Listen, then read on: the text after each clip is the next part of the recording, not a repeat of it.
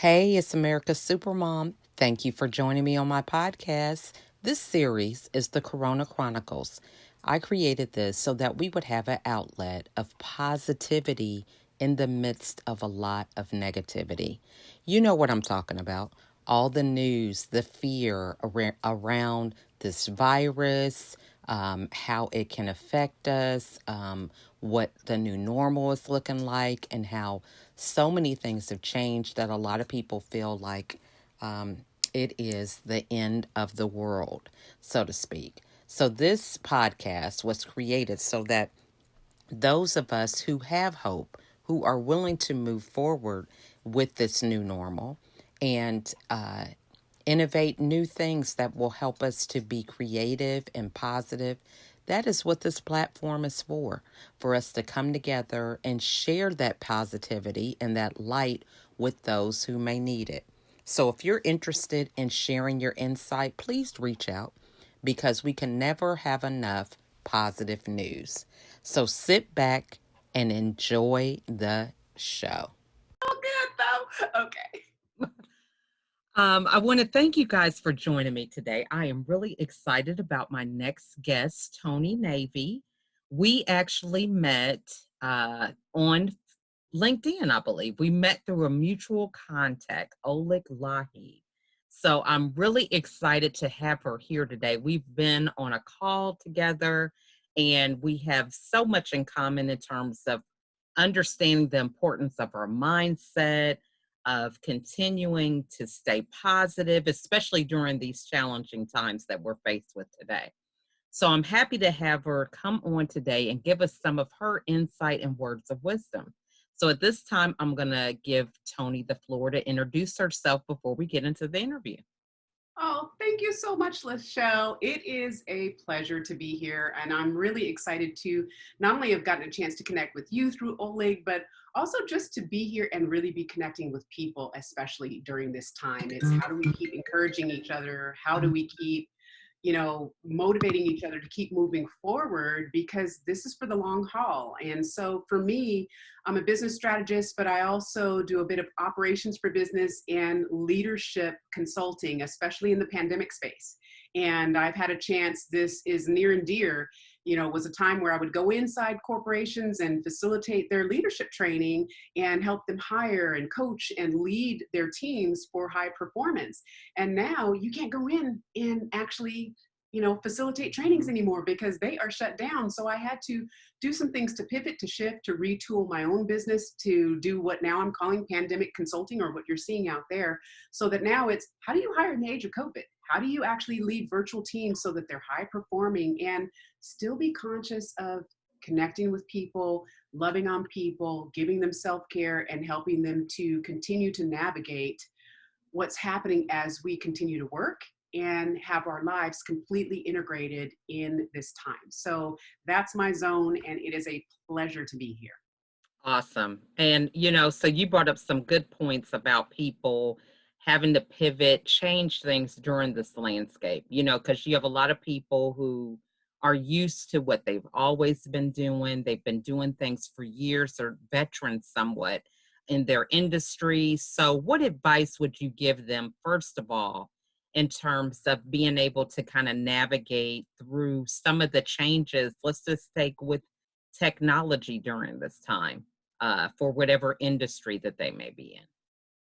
Well, if we're talking, Lachelle, between, I'll separate between leaders and maybe even, employers or Mm-hmm. people that are contributing, as well as business owners, right? Or, Mm-hmm. entrepreneurs or business owners.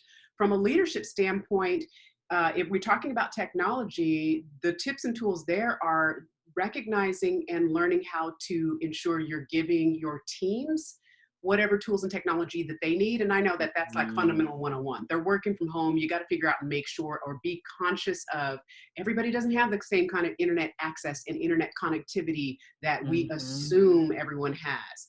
People do need certain type of phone connections as well as the actual equipment, and making sure that they have what we would do inside the workspace, Do you have Mm. ergonomic space? Do you have a workspace at home that can actually help you and be conducive to you working and not getting workplace injuries because you work from home? So those kinds of things are just the basics of having Mhm. someone work virtually. I think from a leadership standpoint, the other word of wisdom is identifying and working with your team to identify technology or tools or automated tools um, that help you to collaborate and connect effectively with your teams. And I'm not just talking about Zoom. Sometimes there's Mhm. breakout opportunities for you to collaborate, and everyone has a repository like Microsoft Office, and there's a Microsoft collaboration platform as well, where people that are working in different projects can collaborate together on one platform. All the information stays there.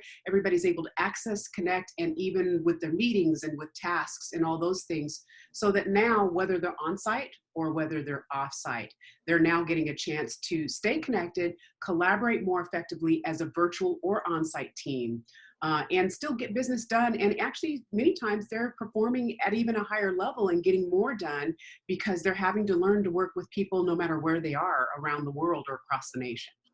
That's So good. yeah, so thank you. And that, I mean, from the leadership side, I mean, I think that's a big deal and it's a big transformation. But what I'm finding as we teach professionals, that, like you said, they're not accustomed to this environment. Some leaders are not accustomed to managing people that are virtual, but there are Mhm. some employees that we've never been at home. We've always been in the office, literally working. So the quicker that that employee can say, okay, I have to not only embrace technology, and maybe some of that's that learning curve, leveraging social media, leveraging whatever tools, and taking those classes online and just getting up to speed. The more you use them, the better you become, because this is not just a patch fix. This is, Mhm. we were talking earlier about this being in people's mind. When everything first happened, it was like, oh my gosh, this is, our adrenaline is just running off. This is going to be a short period of time. They were approaching this as a sprint. Well, let's get Mhm. real now. This is now a marathon. So now people are settling in and starting to, fall off with their energy and their excitement, because all that adrenaline was helping us go forward. Now you're running a completely different race. So how do you leverage tools? How do you leverage technology to keep you moving, networking, and staying connected with your people, with your peers, and with your leadership team, making sure that you're communicating as well what's going on, so that they know you're still performing even though there may be challenges, and communicating when there are some issues that are going on, so that you can get those resolved and keep moving forward. That's good. Now, so, let's talk to the people that, you've been a veteran, you have done things a certain way, and now you are not only not aware of how some of these things are changing, Hmm. but you have to ask for help, which in a lot of times that is seen as a sign of weakness, Yeah. to admit that you don't know anything, or for people to feel like maybe they're going to be obsolete because they don't know certain things. So, what advice would you give them in terms of how to make that pivot and adapt? What are some things that they can start doing to kind of position themselves strategically for this change and any change in the future? I think that that is a very good question. And I'm going to give you a short answer, and then I'll give you like my extended version, because I think, you know how it is, because, there's a double-edged sword in this Right? conversation. And the reason why I say that is because strategic is long-term thinking. Okay. Right. But when you're a vet, when you're somebody that has, or you're in an older generation that, oh my gosh, there's things that you can't come back to work and do now. The transferable skills. What do you do different now in this environment? How do you shift and change? People are like, well, I'm trying to do my thing the old school way that I've always done it. This is what's worked for me for the last 30 plus years. Right. So I don't always necessarily approach them right away with, this is what you need to be looking at strategically. They see it, they know, they've been around long enough to know strategically. It's like, look, every day I have to change everything I've been doing for a lifetime. So I think a part of that is coming from a place of empathy as you're leading that person, recognizing if they're on your team, how do you really connect with them? And then it's the person themselves as the vet, as the whomever, saying, okay, I'm going to do these 2 or 3 things. Now, the little pockets of action, or the little time frames of action that it takes for you not only to do two or three things. It's one, to actually learn some of the core key technology that you have to learn in this environment if you want to keep a job or if you want to actually work.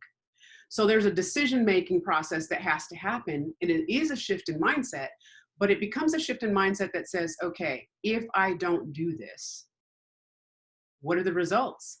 Because I can't not just participate. I can't go back to work at this time. What can I do? I have to learn something new and something different. So for me to do that, for something I've been doing for a lot of years, one of the things I'll do is give somebody, okay, we're just going to pick these 2 or 3 things today that you're doing. Every day you wake up, this is the tool you know you need to learn. Let's just do 1 power hour. A power hour is you're going to hammer away, maybe learn or utilize or whatever this one thing for 50 minutes, and then you take a 10-minute break. And then you might go on and do whatever else your work is and all that stuff. But what it does is it gives a person a mechanism, a framework to say, okay, I have to do this, but I can see in my mindset doing 3 things today toward that I don't want to do, that I don't like to do. Or I can see doing 50 minutes of this 3 times a week because I have to get it done. So if it is social media, maybe it is watching a couple of YouTube videos, and then maybe it is, okay, I've got to get on, or maybe it's an email engine or whatever. I've got to get on. Let me at least send an email. Let me make myself do something toward this every day, but block that time, because now it makes you realize this is something I can do for this short period of time, or my brain can focus on doing the 1, 2, or 3 things because I can see the end of the road. And so that's tactically. But then strategically, it's also saying, okay, for the long haul, if I'm going to continue to do this, I'm just going to need to have to convert into, here's what I'm really going to have to learn and how I'm going to have to put this into practice for a long period of time. And or do I want to shift what I'm doing and do another job with transferable skills? And then that is a decision you're making from a strategic standpoint to get yourself into a different space, if you so choose, in the midst of COVID-19 and the types of positions that are out there. That's good. Yeah, I'm telling you because I think, and one of the things I hear you say is about asking yourself the questions. We get so caught up in just taking on what other people are saying. You watch the news, you hear that commentary, and that becomes your commentary. But if you take time to really just sit down and ask yourself the questions, you empower yourself to have the answers and take a position of authority and empowerment to do what it is that you feel would best serve you and your industry or whatever. So I really like that. Now, so for somebody who just moving forward, I mean, of course, I'm assuming you had to do a lot of pivoting.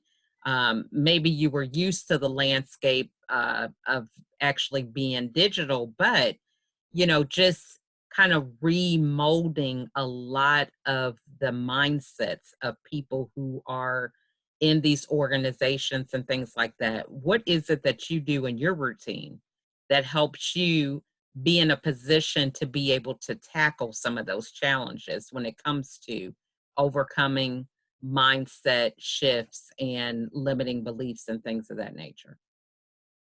Man, that's a great question. And that's loaded. That's my kind of question. That's a Tony kind of question. I'm going to ask you 2 or 3 things in the same question at the same time. And You're a good wait a minute. listener, girl. Yeah, can I say it? Can I say it back to you to make sure I heard what you said? Right? Did I catch I all that? love it. Inquiring minds want to know, right? So, no, but seriously, I mean, for me, I hear you, because I have had to make my own pivot. I had to have, like I said earlier, you go in and you're training all these different trainings, and yeah, I can get back to that so quickly before, shelter in place, because I know how to coach, leaders to hire in behavioral interviewing and all the different interview styles that we can teach. How do they lead their teams for high performance?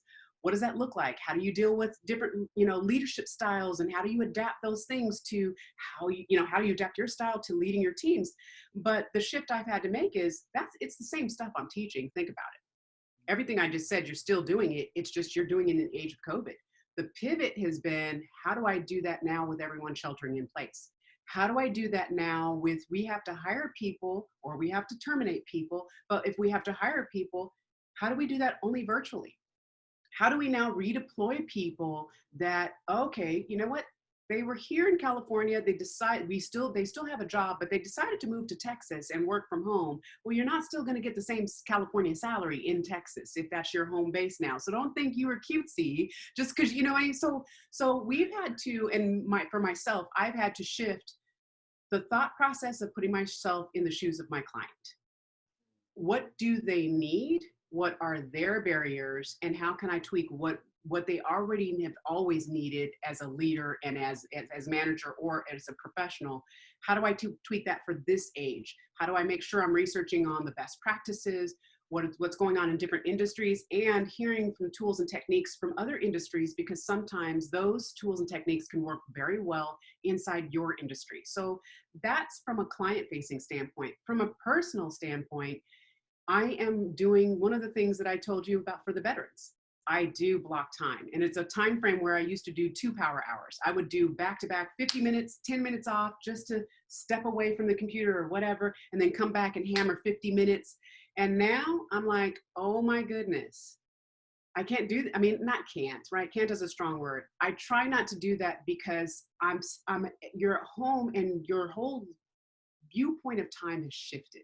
Even for me, the viewpoint of time and it just be running all together because you're here all the time and not really able to go out in the same way has shifted. Right. So I do 50 minutes. I even put on my oven timer, because what it makes me do is have to leave my office, leave my desk, and go turn off the oven timer. And then instead of, in the 10 minutes, instead of just sitting back or whatever, in those 10 minutes, I turn the oven timer back on and I'm like, okay, let me go put a load of wash in. Let me go, fold my clothes. Let me go do a little bit of this or a little bit of that. So if you have kids, right, it's let me help my kids do this. Let me get them settled, blah, blah, blah. Let me just take a moment. And then I go back and I put my 50 minutes on again. And then I'm reset in my mind and in my spirit to be able to come back. And so I'm also doing some manifestation things in the morning to journal, to help myself process what's going on and get my feelings out so that I am refocused and keep re-engaging. So between that and really connecting with people, whether it's on the phone or via Zoom, those things are important to me as well, simply because in those 3 spaces, I can learn what you're doing. I can support my friends and my network better than ever I have before, and still focus externally as well, serving people at the highest. I love that. And, I wrote that oven timer on that. That's a good one, because I set my timer here, but it's like, that is something to get you moving now. Okay. Because you could stay like a hermit in your office. Yeah, now, that time you can go off any old time you want, and you're still I was doing that. Isn't that the truth? Okay, and it's like, look, and this weight is just not coming off. I've been eating everything while I'm sitting down, right?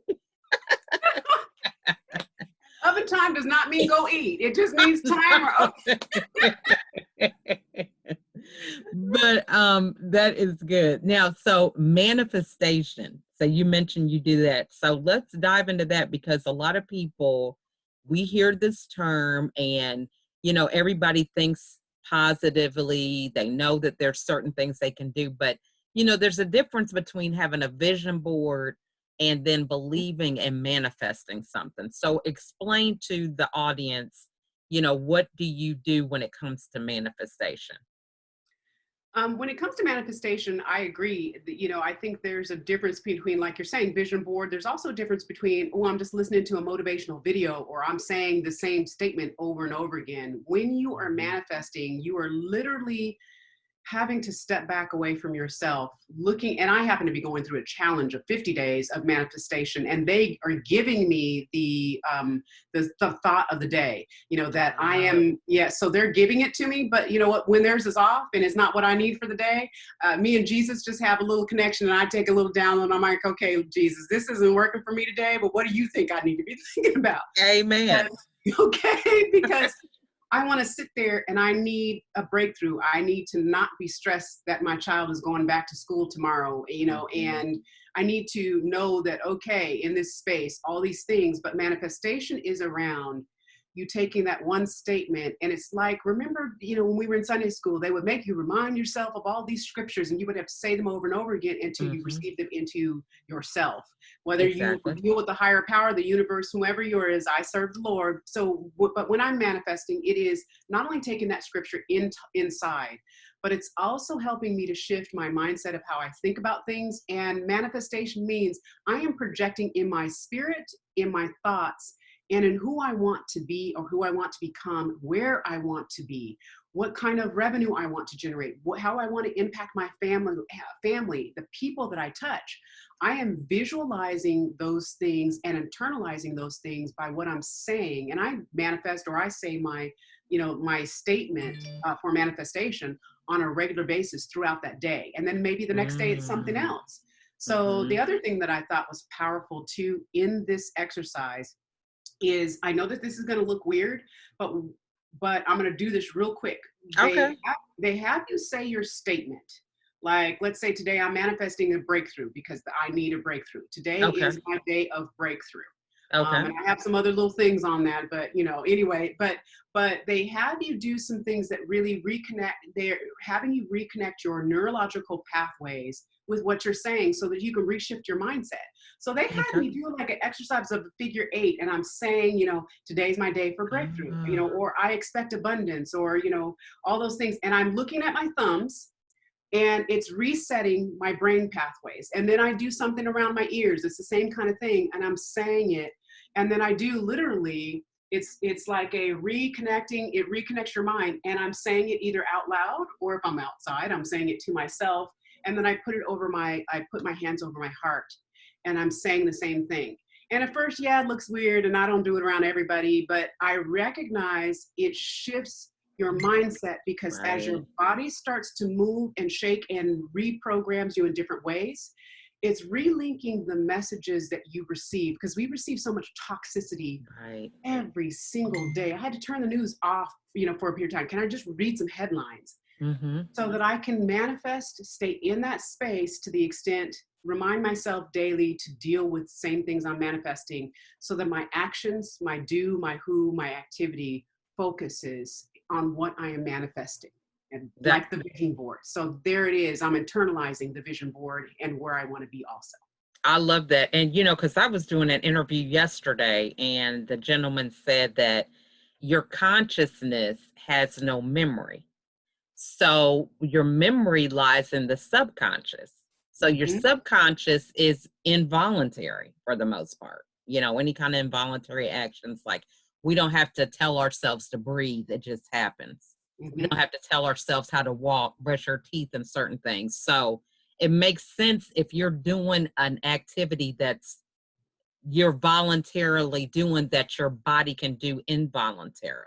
The words that you're saying are going into the subconscious, which is allowing it to manifest quicker, because your subconscious mind is working on manifesting that more so than you consciously trying to tell yourself that.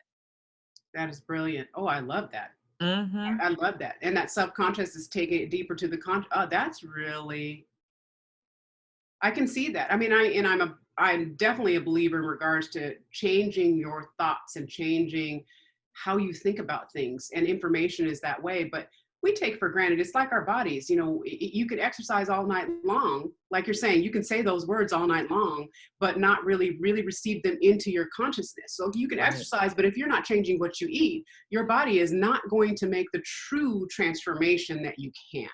Absolutely. Absolutely. So yeah, that's some good stuff. So I think that's really a profound thing to remember.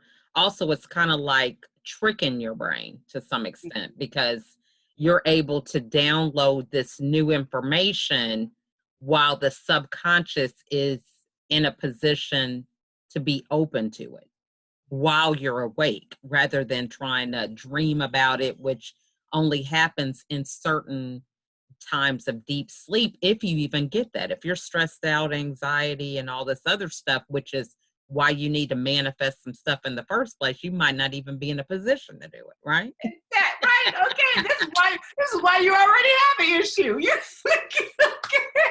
okay? I'm Tony Davy. I have problems. 50 days. 50 days. I'm doing time. Right. So that is good. Now, so what advice would you give people now, just in preparation for, what this is like after this pandemic, things maybe in the industry trends that you see that people should probably be looking out for in terms of places where they can pivot, maybe they're doing something right now, but you notice, I don't know, just within your work, some things that are going to be probably profitable or new trends that are kind of on the horizon, as things begin to open up? I would say a few things. One, which is kind of personal, which is prepare again for us to go through one of the worst recessions that we're going to be seeing in a very, very long time. And I don't mean the banking recession that we had in 2008 and 9. And the reason why I don't mean that is because that was banking, and you saw a lot of foreclosures, you saw a lot of different things happen. But I want people to recognize right now, there is such an economic collapse that has happened, and right now people are being funded via, you filed taxes and now you're getting the stimulus check, and all those things are coming to an end in a time frame when COVID is about to resurge. This resurgence is going to be, and it's been projected by a couple of folks, whether it's CDC, whether it's Bill Gates, whether it's a couple of, I don't know if Dr. Fauci has indicated, but he probably has, and I just haven't seen it. We've got the flu season coming up on top of a pandemic that spreads 5 times faster than the flu season, or than a flu. So when you think about really preparing for this upcoming time frame, it is about making sure you have cash available, that you are basically really stocking up now. Don't get to the place where this is August. Don't get to the place where in October and November, you're like, oh, let me go get toilet tissue now. Oh, let me go get canned goods now. No, start right now. Make sure you have water. Make sure you have all those things, because for a 4-month period, we're talking November, December, January, and February at the very least in every place across this nation. I want you to imagine flu season, and especially with the weather changes in different states, it is going to be a shift. So to the extent that you can do side hustles and basically stockpile additional dollars, what if your actual company has to slow down? What if they have to actually shut things down again and are not paying through the holidays? How do you, making sure you're preparing for that?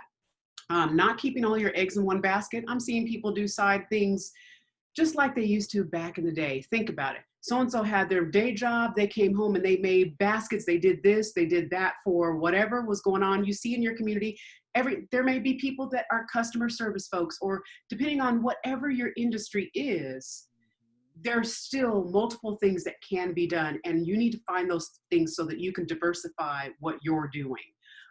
So that's from just a true pandemic tactical. I'm literally doing it myself because the tea leaves are the writing's on the wall. It is there if Right. you're willing to read it. On the flip side, from a economic side, a professional side, it is saying, how do I upgrade my skill set, knowing I can get online and find anything on YouTube. I can get online and there's an article, there's a podcast, there's a webinar. Things are so accessible right now and free. There's no excuse for you not to be able to go online and type in the words. What industries are successful in the age of pandemic? Financial services, for sure. People that are insurance agents, your accountants, your tax professionals, people that are in financial services or that are doing your stocks or this or that, they are still in business big time. There are certain technologies that are jumping through the roof, and there are certain ones that are not. If you are not, salespeople that now need to know social media, if you know you're going to stay in this space, you have to shift your skill set, whether you're a veteran or whether you're somebody that's like, I want to have a career after this and I don't want to be on the customer service agent at Amazon.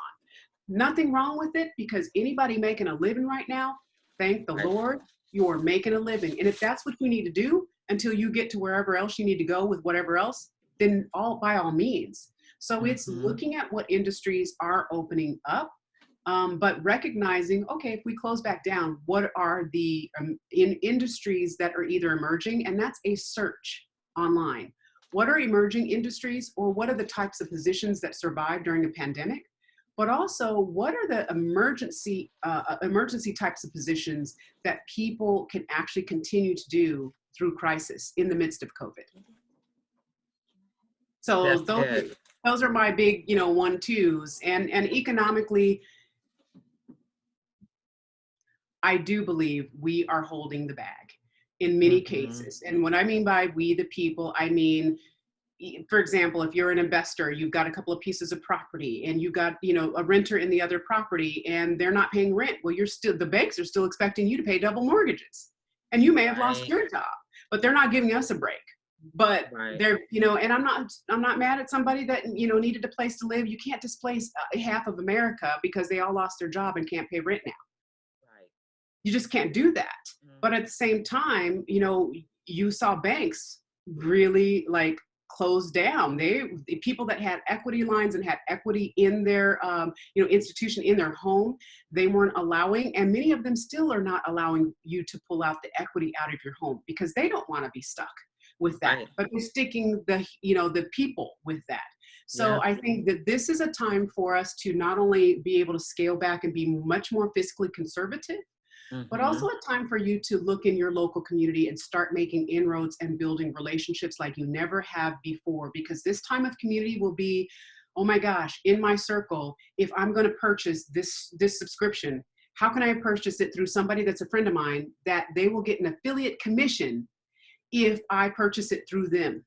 Because I want my people, everybody in my network, in my circle, if I'm going to go buy fruit or I'm going to go buy this or that, who's in my network and I can still afford it, that is, doing this, so that just like the old communities where it was bartering, right? They would barter from each other.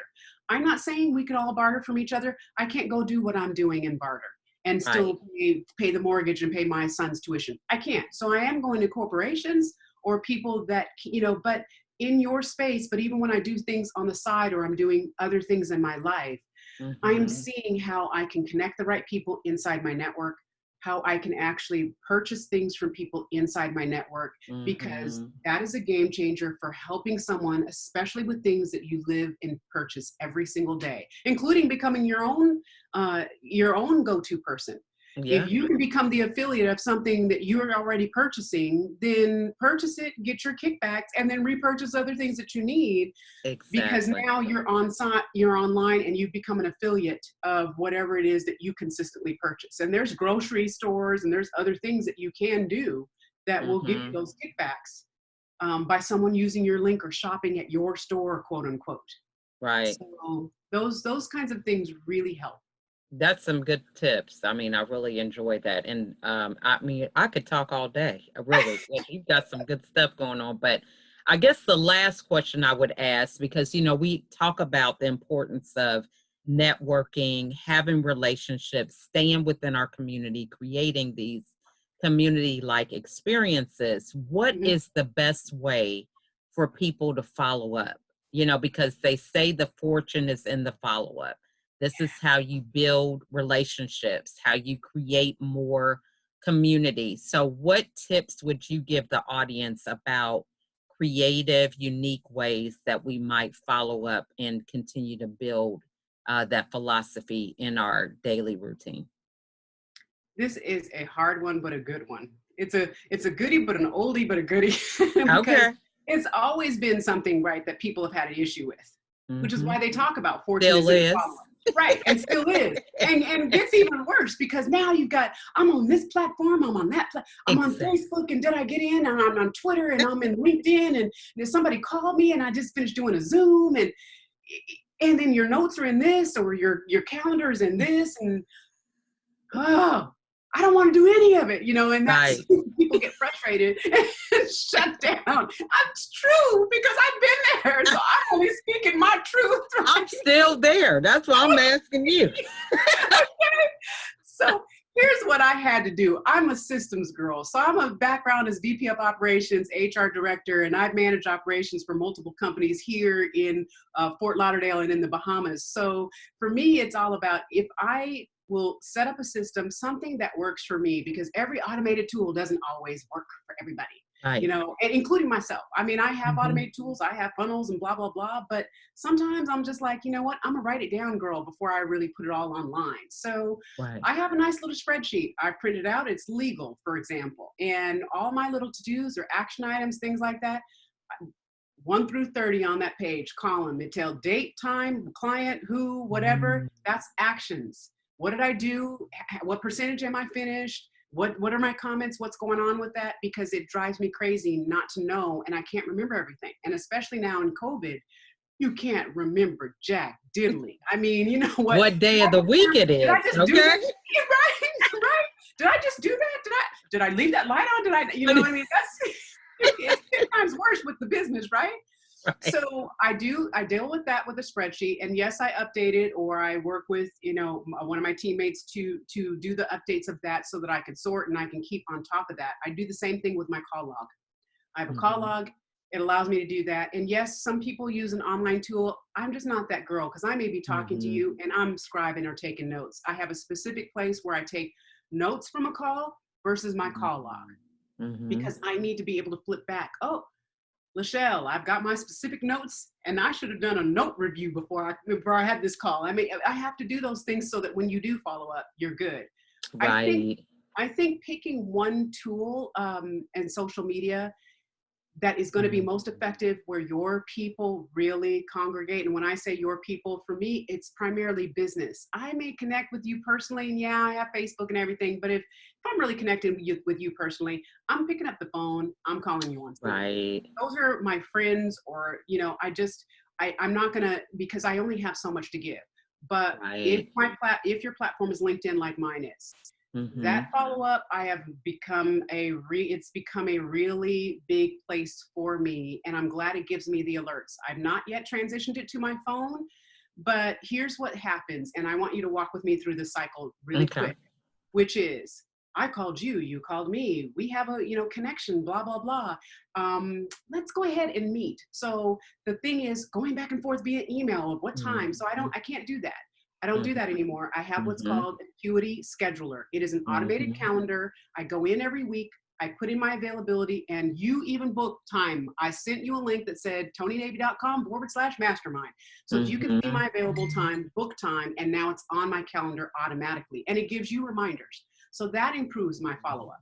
Then if we've connected, that's great. I'm still going to make sure I go back and connect you into my LinkedIn. Why? Because I may not email you all the time, but you're not top of mind there. But in LinkedIn, I'm going to see, oh, Lachelle posted this today. Or let me go into my LinkedIn network and see who I haven't touched bases with, because I can't perfectly keep all those people on my list. You know, there's you know, over 1,000 people now, and by the time I'm done, there'll be thousands of people.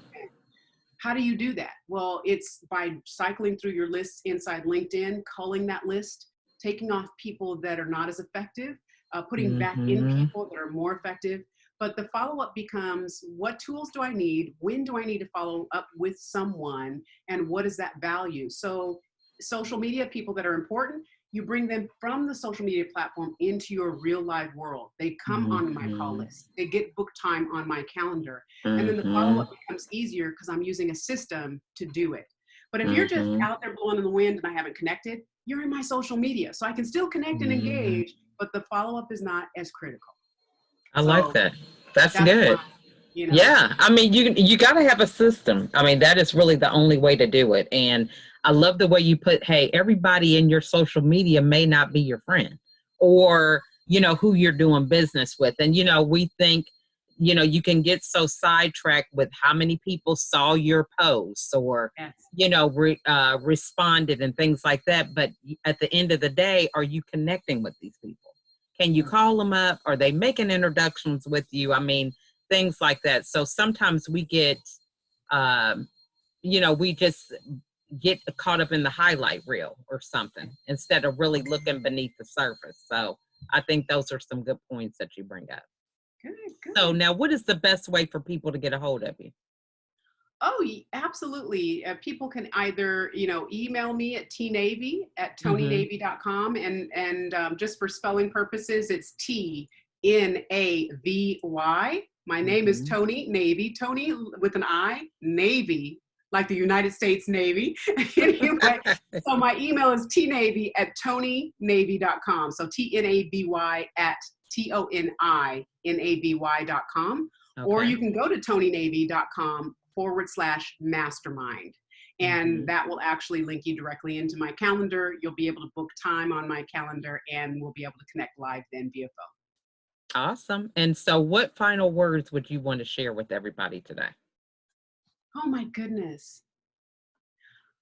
I would say one of the things that's been most impressionable for me that I write in my day timer every single day are the three words that define who I am, who I want to be no matter what this pandemic or what this space is now, and what I want to be known for. And my three words are ignite, transform, and legacy, because everything I'm doing is how can I ignite you to be the best you are in my zone of genius? How can I Mm-hmm. transform your world, this world, even if it's one person at a time? I am here to transform someone. And how can I leave a legacy behind for my children's children, for my, lineage, but also for all the people around me that God created me to touch. So, what are those three words for you? And how does that manifest in your life and in your world? Because when you start to really refocus on the things that are most important, then this just becomes a crisis, a pandemic. It becomes something, but we're going to get through on the other side. Yea, though I walk through the valley of the shadow of death. It is, what am I going to do while I'm walking through? And what am I going to do when I get on the other side? And those three words are what define me every single day. So find those three words, if you have nothing else, that are going to help you get through so you can see how to keep focused and get through where we are today for your tomorrow. I love that. Now, that was great wisdom. I hope everybody was taking notes, and I encourage them to reach out to you because this has definitely been some golden nuggets. I normally am just writing profusely, but because I'm recording, and this is one of the things I love audio podcasts for, because I can take all kind of notes. But I love to be engaged when I'm doing videos. So Right. I'm gonna go back and listen to this again because it definitely. But I do remember that oven timer. Okay, we definitely gonna implement that. Okay. Sometimes it's only one or two things that'll I change your life, right? know. 'Cause I'm I'm so like, hey, glad. I can incorporate exercise with that. So I I'm do. excited. Yeah, I do. that's one of the things about listening and learning. It's like, okay, how am I going to implement this? This is the thing that I think every time I have a guest, you just don't want to hear about stuff. You want to figure out how you can make it a part of your life so you can get better. That's the whole concept of iron sharpening iron. So that's what I like about it. Oh, I can actually put it into practice. So I appreciate that. So well, yeah, my kids are gonna be like, here she is in here again. Or is the food ready? I'm gonna be like, that's my timer. you don't know. I'm getting stuff done. I'm productive. This is your mom. Right, Get on the timer. Now I told you the timer's on now. You got 50 right. minutes. Get it done. We're working together. So true. Yeah. But this has just been a joy. I've been so excited to have you today. And Oh, I look forward to us collaborating again in the future. absolutely. And thank you so much. It was truly my pleasure and an honor to be here. Thank you so much for having me. You are welcome. Well, we will see you the next time, okay? All right. Thank you for joining me on this episode. I really enjoy providing content that inspires and challenges us to be a better version of ourselves. If you are interested in being a guest on the show, please email me at info@LachelleAtkins.com. You can also reach out to me on Facebook, LinkedIn, Instagram, Pinterest, or my YouTube channel. If there was something in this episode that resonated with you, it probably will resonate with someone else. So please share it. It's free. It doesn't cost anything. But those aha moments, those moments of really getting something and changing your perspective are very, very pivotal in having people change the trajectory of their lives. And so being able to share insightful information so that other people can grow is the easiest thing that we can do as we pay it forward. So again, I want to thank you all for listening. And if you have time, write out a review. Go to iTunes, Anchor, wherever you can find this podcast on any of those platforms, and write a review about what impact this episode had on you, what you learned, or whatever. Any feedback is great because it just helps me to understand what content is really beneficial for those that are listening. So again, I want to thank you all for your support and taking the time to spend some time with me and my guests. And I wish you a wonderful day. Thanks for listening.